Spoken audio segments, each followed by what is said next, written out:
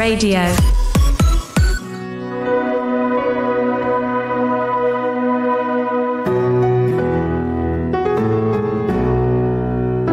Berbagai topik menarik dikupas dalam dialog hari ini.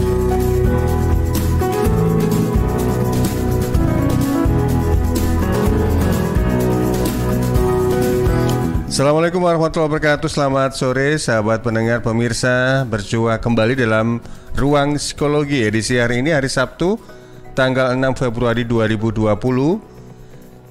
Tema kita untuk sore hari ini adalah stimulasi anak usia dini.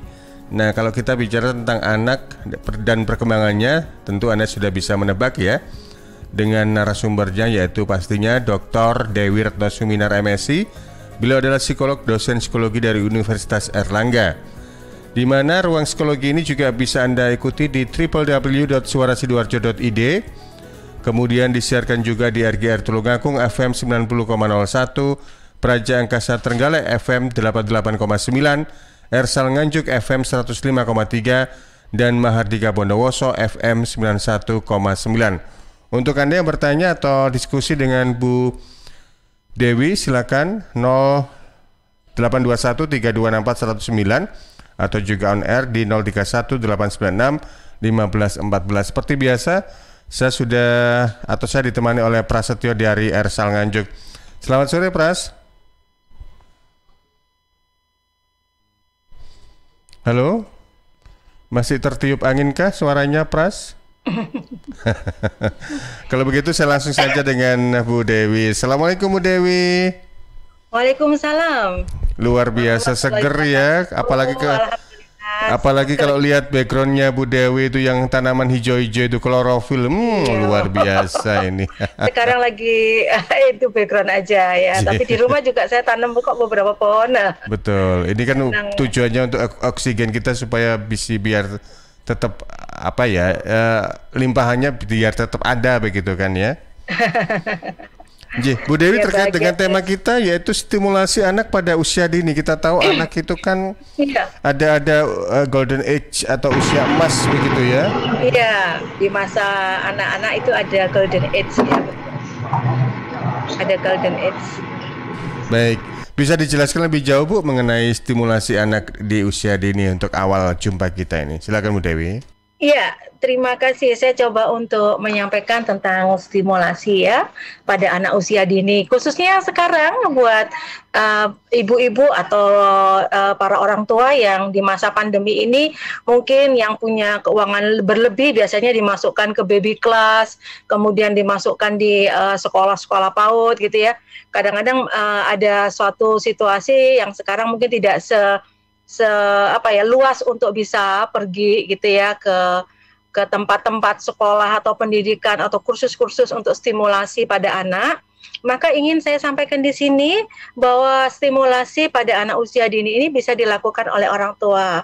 Betul tadi yang Mas Panji sampaikan, pada usia golden age itu adalah periode yang dimana di usia prasekolah itu memang benar-benar membutuhkan stimulasi yang sangat luar biasa. Tapi yang perlu diketahui juga ya buat ibu-ibu di masa hamil itu juga sudah bisa. Jadi sebelum pralahir itu bisa kita berikan stimulasi.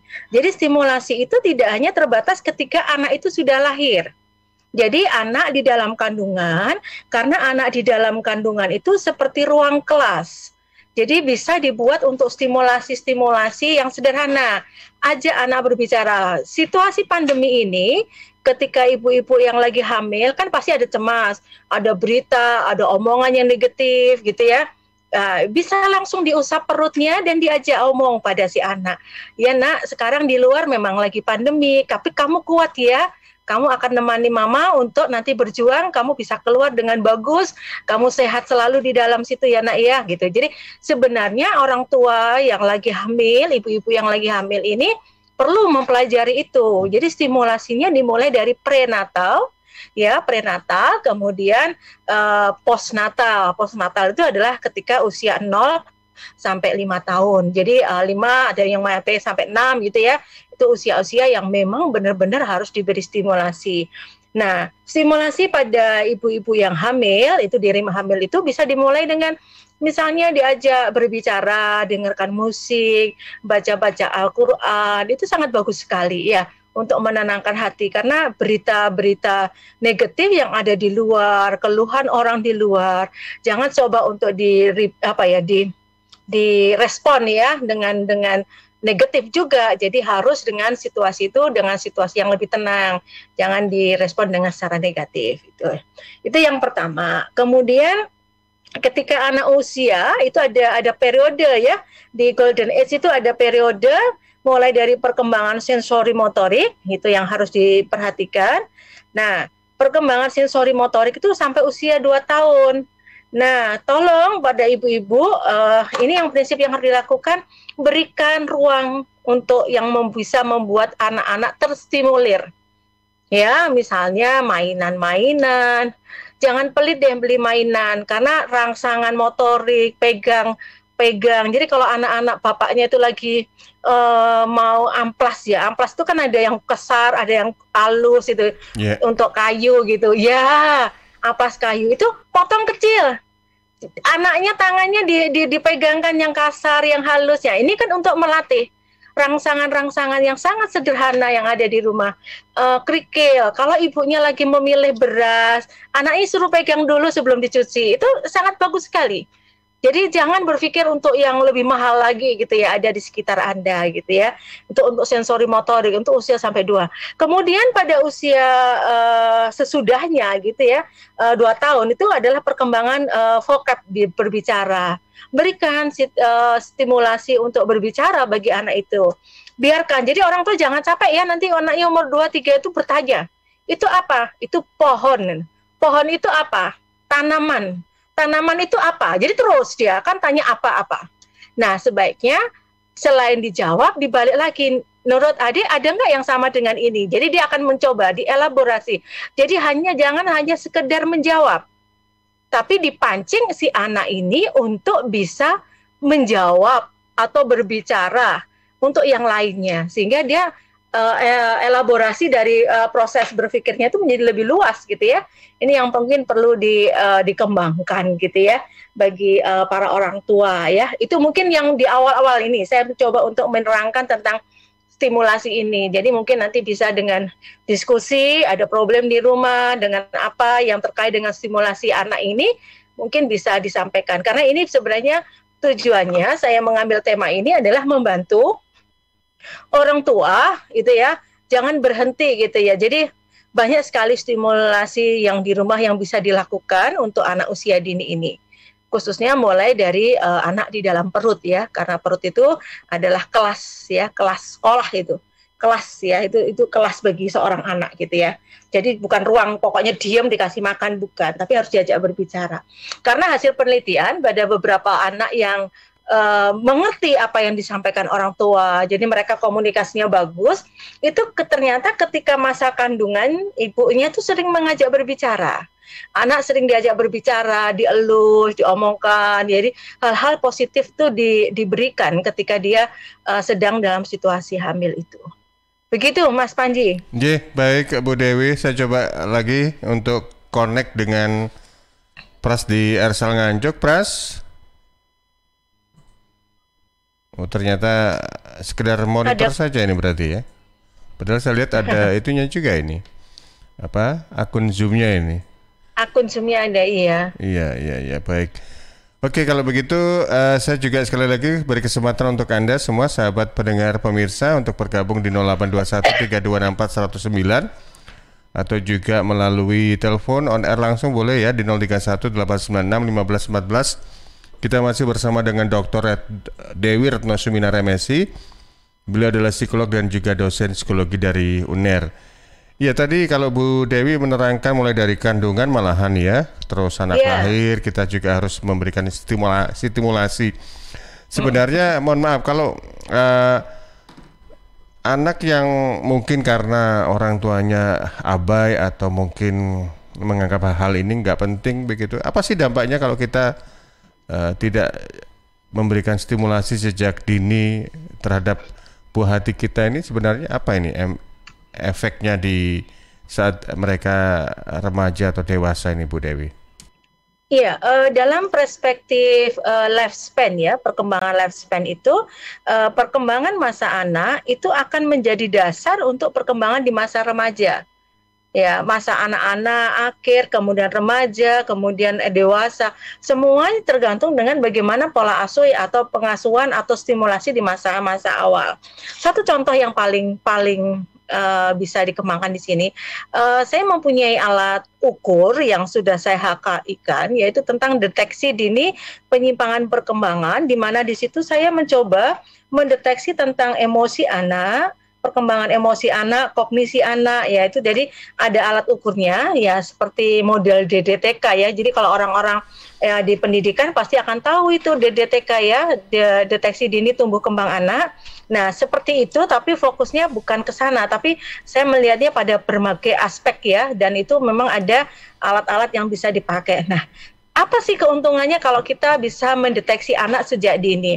Yang terjadi adalah penyimpangan-penyimpangan perkembangan. Jadi perkembangan itu seorang anak misalnya, oh anak ini atau keterlambatan anak berkembang, misalnya oh ini lambat dalam bicara, itu kalau orang tuanya suka memberi stimulasi di awal, itu lebih mudah terdeteksi sejak dini.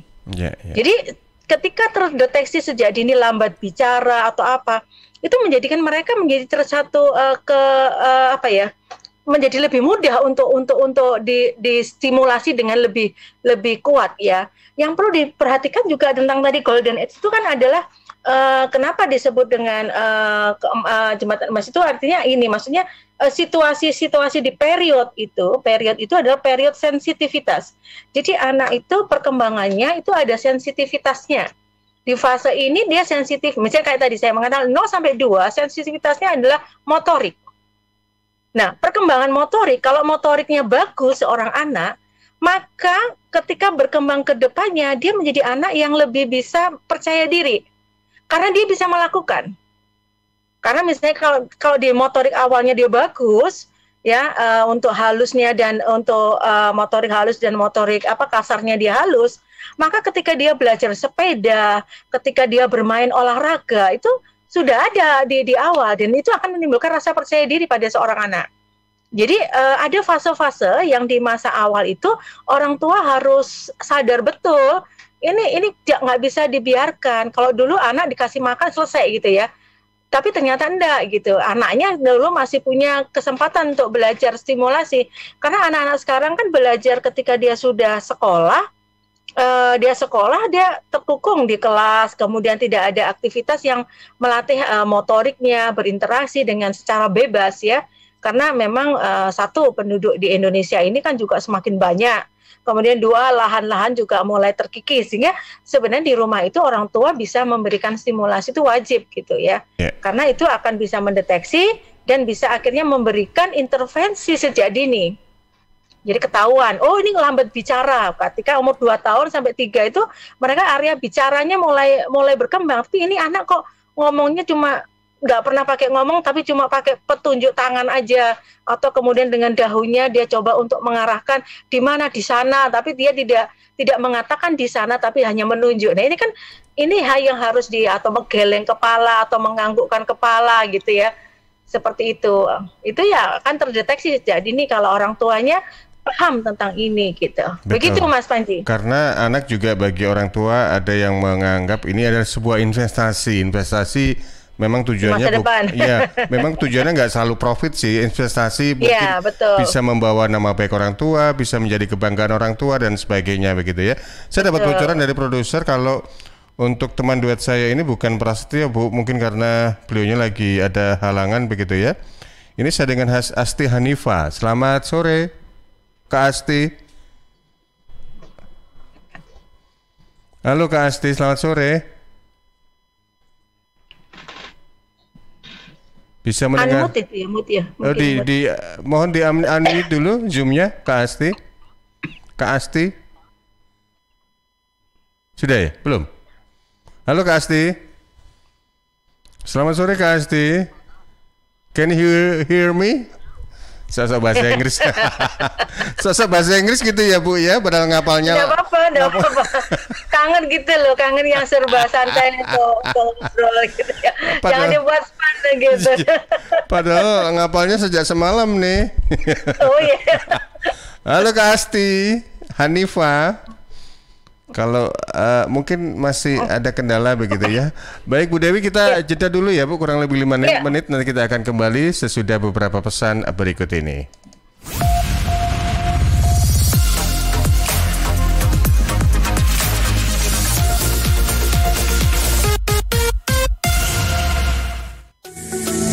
Pandemi belum selesai, wabah masih ada. Tetap patuhi protokol kesehatan, lakukan selalu adaptasi kebiasaan baru. Tetap jaga jarak, selalu pakai masker dimanapun dan kapanpun saat beraktivitas. Sering cuci tangan dengan sabun di air yang mengalir. Ketemu teman, gak usah salaman, say hello saja. Halo. Jangan lupa bawa hand sanitizer kemanapun. Untuk transaksi pembayaran, pakai e-money atau uang elektronik. Dan setiap habis keluar dari rumah, balik rumah langsung mandi. Ayo jadikan Sidoarjo lebih baik, seperti dikatakan oleh Hudiono, PJ Bupati Sidoarjo. Masif ini artinya kesadaran masyarakat Sidoarjo itu makin tinggi. Pak Kapolres dan Forkopimda dan pemerintah Kabupaten Sidoarjo melakukan edukasi. Ternyata itu ada pengaruhnya dengan jumlah yang sakit di rumah sakit. Ada penurunan. Kita sudah bisa mendekat ke zona kuning karena yang terkonfirmasi positif makin berkurang. Selalu tertib protokol kesehatan, lakukan selalu adaptasi kebiasaan baru. Berubah, usir wabah. Dipersembahkan oleh Dinas Kesehatan Kabupaten Sidoarjo.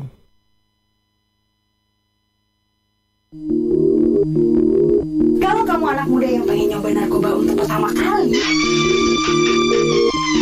pikir-pikir dulu deh. Pakai narkoba merusak kemampuan belajar dan berpikir kamu. Merusak kemampuan kamu beraktivitas dengan baik, bikin kamu bokeh, sementara pengedarnya tambah kaya. Dan narkoba gak bikin kamu lebih jauh. Kamu oke kok tanpa narkoba. Dengan hidup 100% sadar, sehat, produktif, dan tanpa narkoba. Sadari kalau hidup itu terlalu berharga buat sekedar mencoba-coba narkoba. Mulai hidup sehat dengan menjaga pola makan, pola istirahat, dan beraktivitas. Bikin hidup lebih produktif dengan berkarya di banyak bidang, lebih inovatif dan kreatif.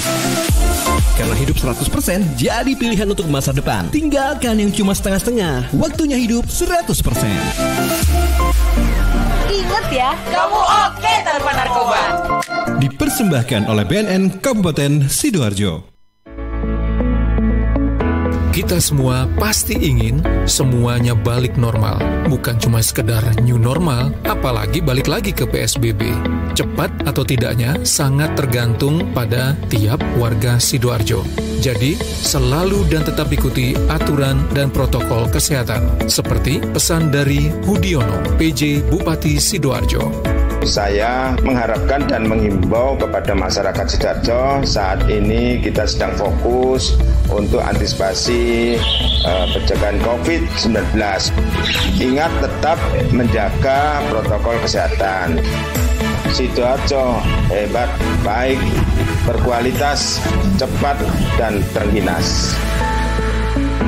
Warga Sidoarjo, jangan lupa tetap patuhi protokol kesehatan agar Sidoarjo segera normal dan kita semuanya balik dan bisa beraktivitas dengan tenang, lebih sehat. Pesan ini disampaikan oleh pemerintah Kabupaten Sidoarjo dan Radio Suara Sidoarjo. Halo, Assalamualaikum warahmatullahi wabarakatuh. Saya Denny Caknan menghimbau untuk seluruh masyarakat Jawa Timur agar tidak tertular oleh COVID-19, maka kita harus menaati protokol kesehatan yang berlaku. Khususnya memakai masker, jika berpergian menjaga jarak minimal 1 meter, dan tentunya harus didukung dengan olahraga. Jatim bermasker, Jatim sehat.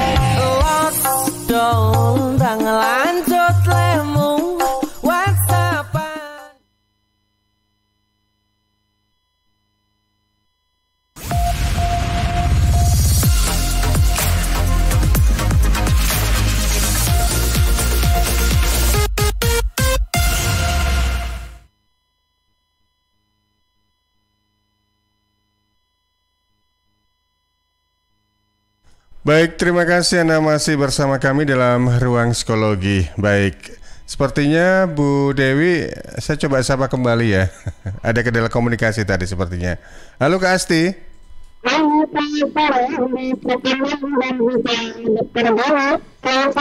Selamat sore Kak Asti, suaranya agak bergemuruh begitu ya di sana. Apakah memang lagi hujan kah atau?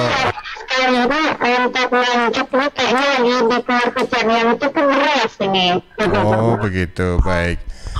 Yang pasti saya senang sekali merekam ini karena ini pembahasan yang luar biasa, yakni mengenai stimulasi anak usia dini, apalagi bersama dengan Dr. Deni ya, Kak Panji ya.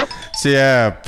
Baik Kak Asti, kalau ada pertanyaan silakan Kak Asti. Ini saya ingin bertanya, mumpung saya ketemu ahlinya. Ini ada, saya ingin bertanya satu hal nih Dr. Deni, mengenai stimulasi anak usia dini. Nah, yang saya tanyakan ini jadi orang tua biasanya ini mulai usia berapa sih anak-anak ini diajar mengenai baca, tulis, dan berhitung. Soalnya pertama anak usia dini ini nggak usah diajari berenang aja, tapi ada juga anak-anak yang udah dimasukkan mulai usia 1 tahun, 2 tahun. Nah, ini yang benar yang mana sih dokter, mungkin bisa dijawab. Ya baik. Terima kasih Kak Asti. Bu Dewi, dengar tadi suaranya? Samar-samar gitu ya, tapi mencoba menyimpulkan kurang lebih tentang calistung kalau nggak salah. Calistung, saya coba translate ya Bu, saya klik Google Translate tadi. Jadi gini, ya memang agak ada kendala audio di sana. Dari apa yang ditanyakan Kak Asti tadi, mewakili Miarsa yang ada di Ersal Nganjuk itu, untuk anak yang ikut Calistung itu idealnya mulai umur berapa sih? Terus karena sejak ada yang 1 tahun sudah diikutkan apa itu kursus dan sebagainya. Memang 1 tahun ada kursusnya ya Bu ya? Pada beberapa orang yang mempunyai kelebihan dan kemudian orangnya hidupnya misalnya rumahnya jarang ada anak-anaknya gitu ya, nggak ada terpisah dari yang lain. Ada kalau di Surabaya tuh atau di Jakarta namanya baby school ya. Oh baby school. Wah ya, ini berarti temannya Rafathar ini, anak orang kaya. Kalau baby school itu benar-benar diajarin mulai stimulasi mulai kecil gitu ya, mulai baby gitu. Ada yang seperti itu. Iya. Ya, saya coba menjawab ini untuk pertanyaan dari Miarsa yang ada di RSAL Nganjuk ya. Usia berapa sih untuk yang pas untuk calistungnya? Membaca, menulis, dan berhitung. Jadi begini yang harus dipikirkan tuh begini caranya. Stimulasi itu harus dimulai dari clue anak. Clue anak. Clue itu ada tanda. Clue, kemudian berikan stimulasi, kemudian dikuatkan. Itu rumusnya. Clue-nya apa? Satu contoh. Sebenarnya idealnya anak itu membaca, menulis, dan berhitung. Membaca dalam arti membaca. Bukan mengenal huruf. Membaca dalam arti membaca itu memang pada usia anak sekolah dasar. Harusnya seperti itu. Namun kalau dia mengeja kata, mencoba mengetahui huruf, dia mau melihat kata itu ya. Satu contoh, anak saya namanya Dila misalnya. Kemudian kalau dia melihat ada kalimat dilarang, Dila, wah dia mengetahui itu namaku, padahal namanya, nama tulisannya dilarang. Pada saat dia usianya masih umur 2 tahun, 3 tahun, enggak apa-apa misalnya seperti itu. Ya, seperti itu. Atau misalnya dia namanya misalnya Sri atau ya kalau Sri kok nama lama ya. Namanya apa ya? Baby gitu ya, baby. Dia lihat ada kalimat, oh dia baby apa, misalnya di toko apa, itu namaku. Itu berarti dia mengenali huruf itu. Tapi dia tidak tahu maknanya apa. Itu membacanya nggak apa-apa. Itu bisa dilatihkan sejak ketika anak mulai mengenal. Satu contoh, orang tuanya membaca. Kemudian di sampingnya dia lihat, Ma ini apa? Oh ini R. Dia kemudian mencari di mana ada huruf R, dia tunjuk. Tidak apa-apa. Jadi memang tidak harus ada batasan khusus. Namun yang perlu diperhatikan adalah sebenarnya pada perkembangan bicaranya anak. Ini yang paling penting. Yang menjadi perlu diperhatikan adalah bicara anak. Jangan sampai anak-anak mengalami slow. keterlambatan di dalam ini berbicara. Ya, ini yang harus dicoba. Jadi harus dipaskan. Nah, bicara itu usia 2 tahun. Karena beberapa hal itu ciri-ciri daripada anak berkebutuhan khusus itu memang sebenarnya di bicara itu. Ya, jadi harus diperhatikan di situ. Tapi kalau misalnya calistung dalam arti disesuaikan dengan usianya. Jadi hanya mengenal huruf, mencoba menggatuk-gatukkan huruf, enggak apa-apa. Sedini mungkin enggak apa-apa.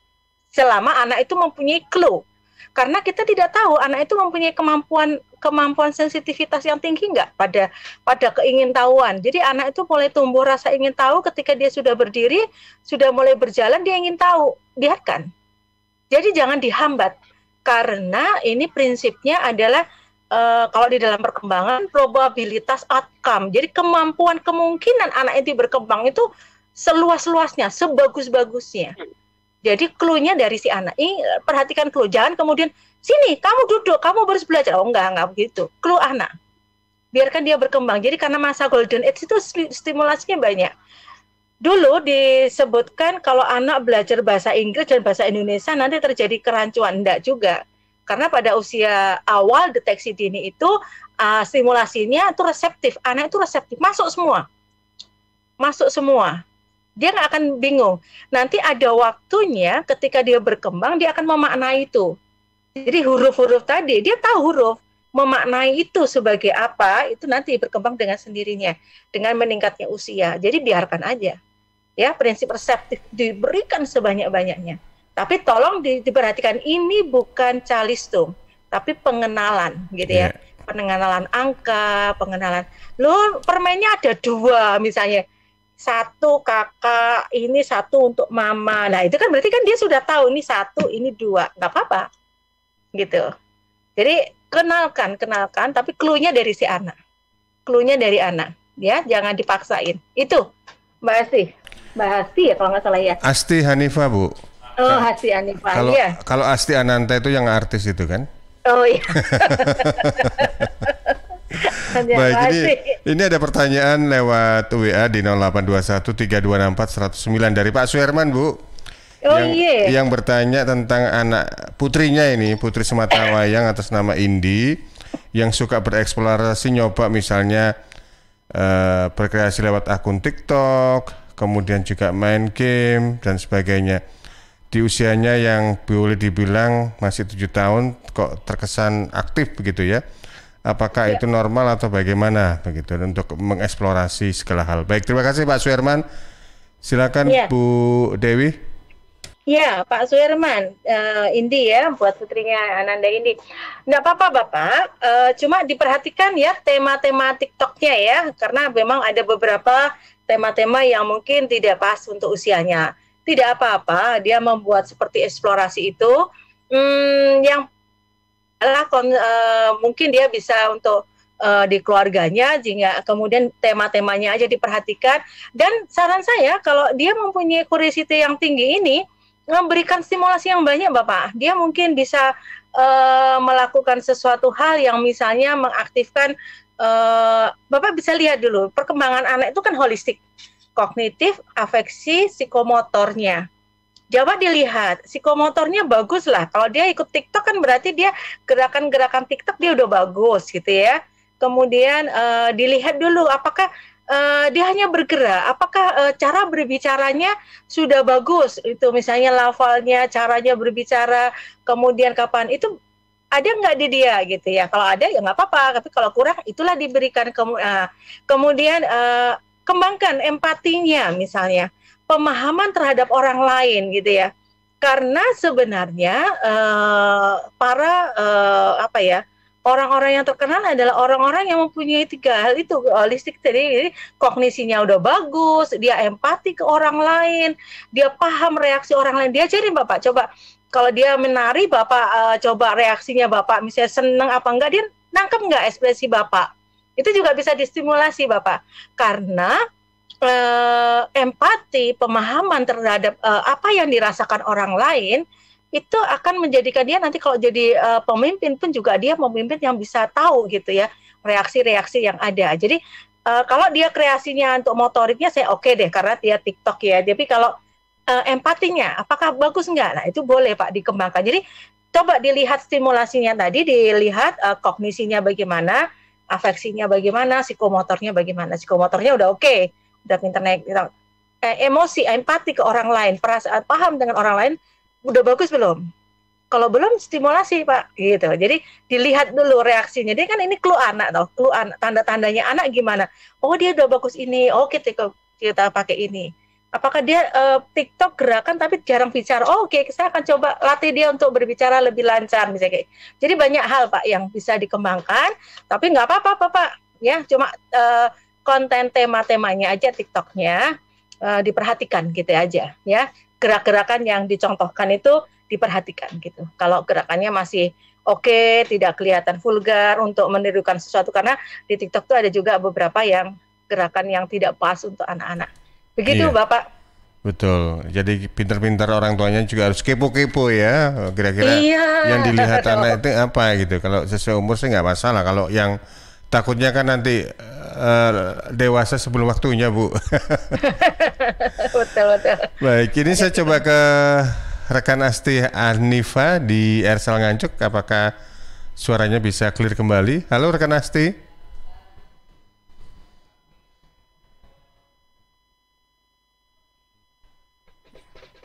Iya, halo rekan Asti Hanifa.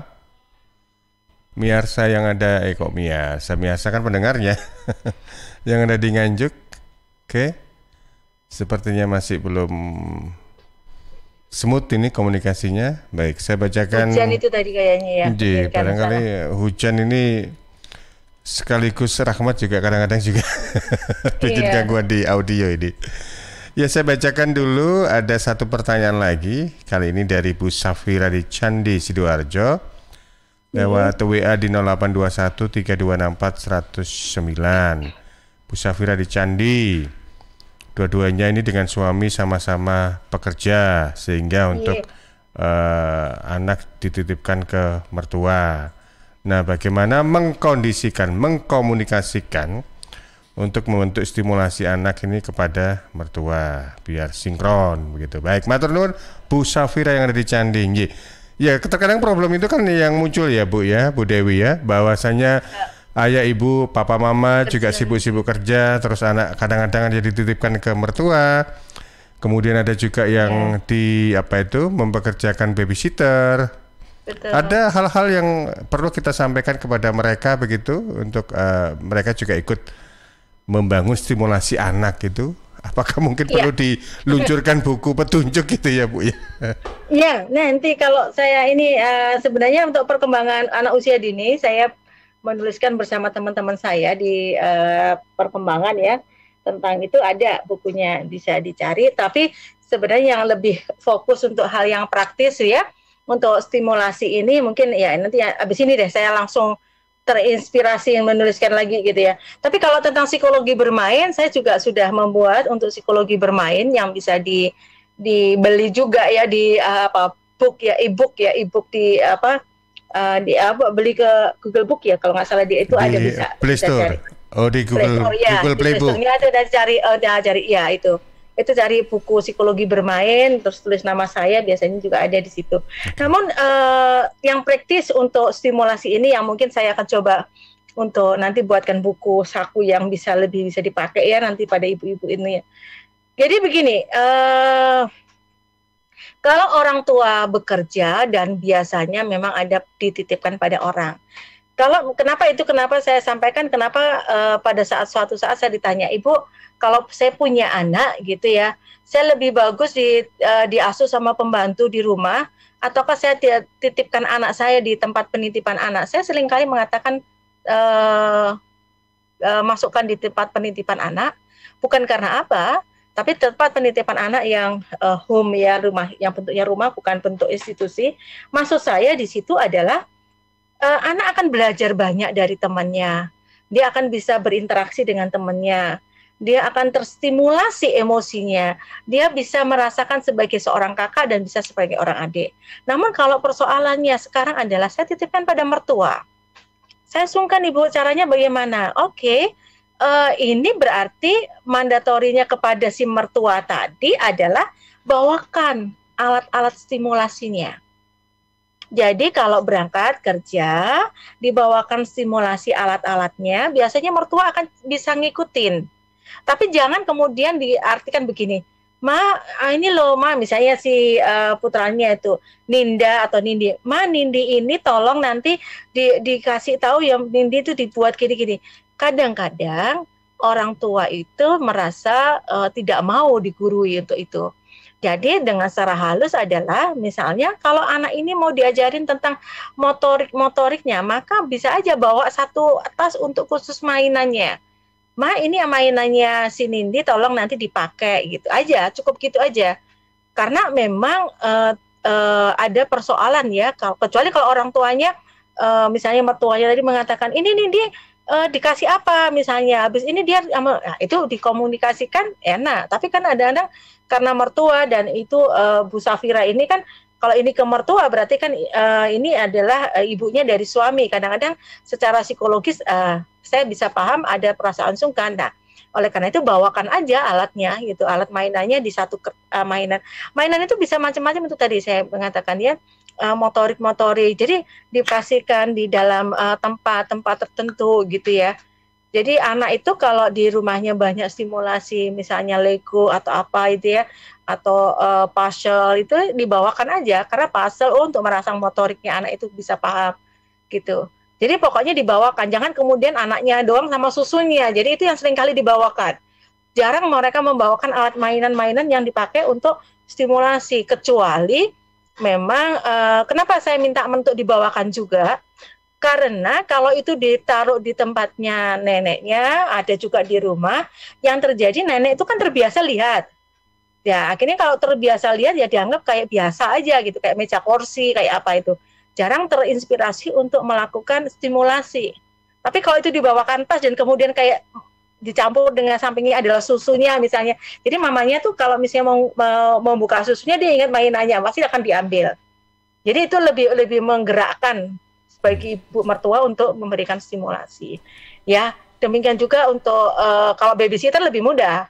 Kalau misalnya babysitter mungkin lebih mudah di rumah, tinggal kasih tahu ini tinggal ngontrol gitu. Ya.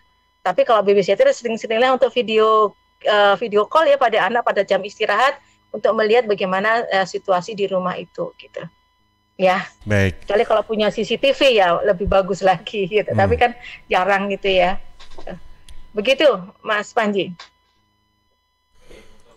Baik, terima kasih ya Bu Safira sudah kirim WA di 08213264 109. Mungkin sesuatu yang apa ya tadi yang sempat disinggung oleh Bu Dewi, ketika menitipkan tidak hanya isinya susu, botol susu, terus baju ganti, tapi mainan juga perlu dibawa di situ. Jadi nanti biarkan istilahnya kalau mertua itu kan yang biasanya kalau Purna itu profesinya momong cucu gitu. Iya, MC akhirnya beliau juga nanti akhirnya MC. Berinisiatif Saya ini nenek yang nggak jadi MC ini. Oh gitu ya, belum barangkali ya. Enggak, nenek anaknya jauh soalnya. Oh begitu, jenje. Ya mungkin sesekali waktu baru jadi MC nih Bu Dewi. Iya. Ketika berkunjung ya. Ya saja, saya dapat kode dari operator ke Nganjuk ya. Iya. Baik. Halo rekan Asti. Iya. Iya, suaranya dicoba sih untuk ngobrol sedikit begitu. Ada pertanyaan dari saya yang sudah mengirimkan atensi di sore hari ini. Ada Bapak Agus di kawasan Nganjuk ini mau gabung dan bertanya mengenai anak saya ini usianya 5 tahun, harus TK, tapi ini masih daring karena saya bekerja.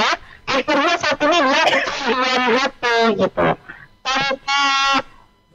Tanpa HP dia tidak bisa bermain dan sampai saat ini matanya terkena seminder. Bagaimana ya mengatasi kecanduan HP, bagaimana solusinya? Oke, itu aja Asti. Itu saja. Baik, terima kasih Asti. Ya, masalah yang Translate Mas Panji. Saya translate, saya ketik Google Translate keluar. Memang dari apa yang saya tangkap tadi, yang dialami oleh Pak Agus mungkin jamak dialami oleh kita, begitu ya, orang tua yang ngambil sesuatu yang simple saja daripada anak rewel repot-repot akhirnya diberikan HP. Pertanyaan tadi dari Pak Agus, bagaimana supaya anak nggak kecanduan HP, karena tanpa HP kok rasa-rasanya, mohon maaf kalau saya keliru ya, tapi yang saya tangkap itu tanpa HP, bagaimana supaya anak ini tidak menjadi gadget freak, kemudian TK tapi bisa diarahkan untuk tanpa HP, itu apa kalau sudah kecanduan misalnya. Monggo Bu Dewi. Oke, ini menarik ya. Memang kalau sekarang ini anak-anak dianggap bahwa handphone itu negatif. Tolong jangan dikatakan negatif dulu ya. Handphone itu adalah tool, alat bantu. Jadi yang harus dilakukan oleh orang tua memanfaatkan itu menjadi alat bantu.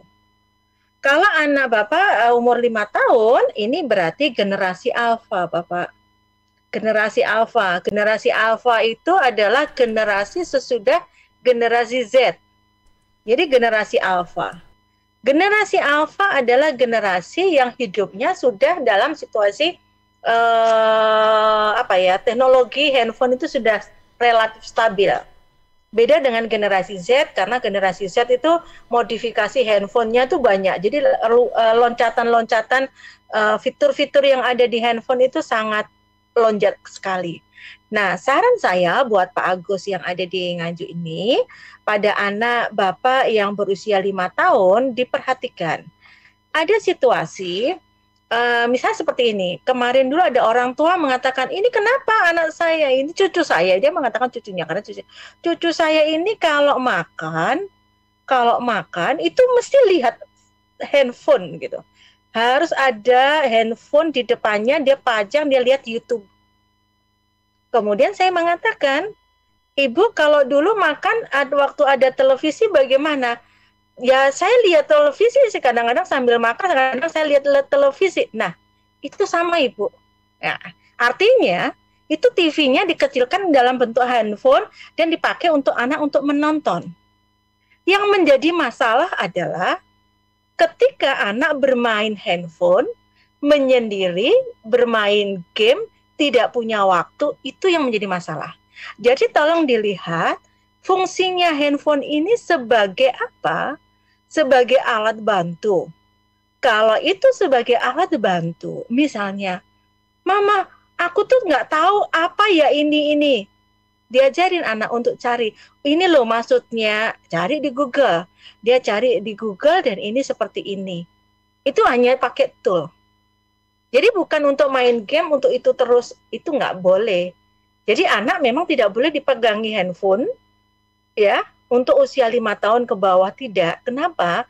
Handphone tadi harus tetap dipakai untuk misalnya, mau makan, dia lihat di depannya makannya jadi lahap, enggak apa-apa. Terus dilihat konten-konten yang dia tonton. Karena sebenarnya dari handphone itu mengecil ya. Bisa dibilang kalau di orang-orang di kota itu sudah jarang kadang-kadang nonton TV gitu ya. Karena mereka sudah membuat aplikasi, dia nontonnya di kamar, dia bisa streaming, bisa macam-macam. Jadi itu adalah perkembangan zaman. Jadi jangan kemudian handphone disalahkan. Jadi mulai saat ini dilihat dulu. Seberapa waktu yang dipakai anak untuk menggunakan handphone dan digunakan untuk apa. Tapi kalau diberikan dan dipakai untuk dia sendiri, tolong jangan. Jangan dilakukan itu. Ya, jangan dilakukan gitu. Nanti aja kalau misalnya mau SD, tapi tetap sebagai alat bantu tadi.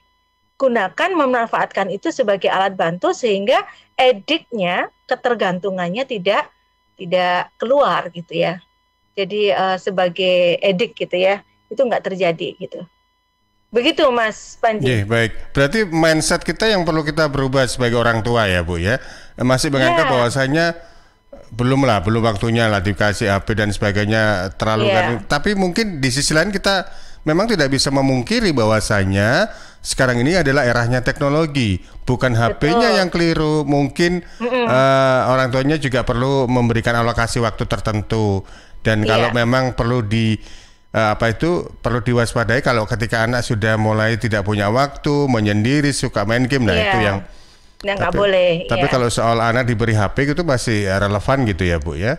Karena memang ya pada saat umur tertentu dan itu digunakan untuk hal-hal tertentu gitu ya. Baik. Jadi kadang-kadang kan yang terjadi nggak boleh handphone ini, bukan. Tapi masalahnya adalah bagaimana mengajarkan si anak untuk memanfaatkan handphone sebagai tool. Nah. Jadi bukan sebagai ediknya dia gitu, dia nggak bisa lepas kayak gitu nggak. Tapi baik. sebagai tool, karena di situ anak juga banyak pengetahuan ya, bahasa Inggrisnya juga menjadi lebih bagus. Ya, Gitu, lihat YouTube, banyak tayangan anak juga. YouTube, anak-anak itu kan banyak sekali yang channel khusus anak-anak itu kan juga banyak gitu ya. Iya, betul. Iya. Ini barangkali juga ada di antara produsen HP atau toko-toko HP yang endorse gitu, boleh ya. Baik, Bu Dewi, terakhir Bu, ada closing remark yang ingin disampaikan kepada kita semuanya terkait dengan stimulasi pada anak ini. Monggo Bu Dewi. Iya, jadi begini, yang terpenting stimulasi itu harus dilihat dari 3 hal. Clue anak, jadi anak sudah menunjukkan tanda-tanda siap untuk terstimulasi. Jadi kalau dia mulai bertanya-tanya, oke, berarti dia mau bertambah pengetahuannya. Ketika dia mulai belajar untuk berdiri, dan berarti dia belajar untuk berdiri dan berjalan, jadi motoriknya. Jadi tolong diperhatikan clue dari anak. Kemudian yang kedua, berikan stimulasi secara tepat. Artinya pilihlah sesuai dengan tahapan perkembangan.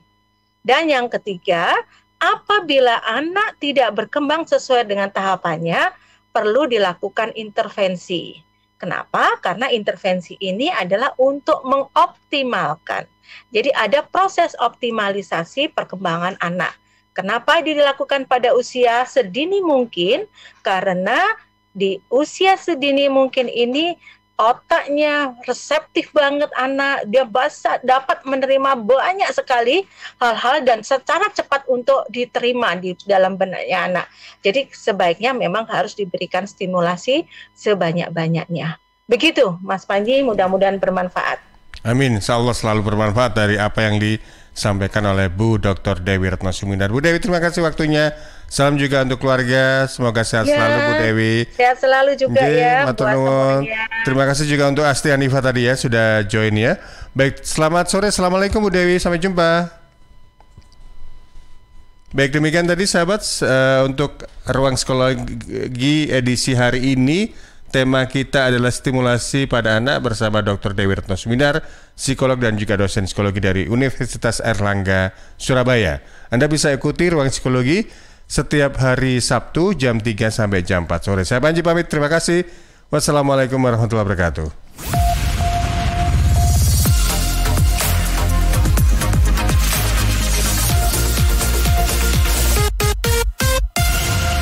Suara